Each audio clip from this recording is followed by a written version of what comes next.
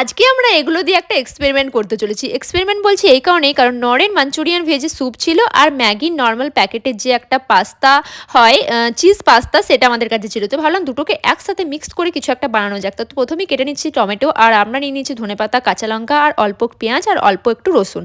তো এগুলো দিয়েই আমরা যে স্টার্ট করব, জানি না কীরকম খেতে হতে চলেছে, তার জন্য খুবই এক্সাইটেড। যদি খারাপ হয় তাহলে তো পুরো জিনিসটা ফেলা যাবে, সেটার জন্য একটু টেনশনও ছিল, কারণ না হলে মা খুবই বকবে যদি ফেলে দিতে হয়। তো ম্যাকারনি পাস্তাগুলোকে সসপ্যানের মধ্যে আমরা দিয়ে অল্প সেদ্ধ করে নেব। তারপর হাঁড়িতে এখানে তেল দেওয়ার পরে অল্প রসুন কুচি, পেঁয়াজ কুচি, কাঁচা লঙ্কা আর টমেটোটা দিয়ে একটু পর নাড়াচাড়া করার পর টমেটো সস দিয়ে দেবো। টমেটো সস দিয়ে গ্রেভি বানানোর পর ধনে পাতাটাও দিয়ে দিয়েছি।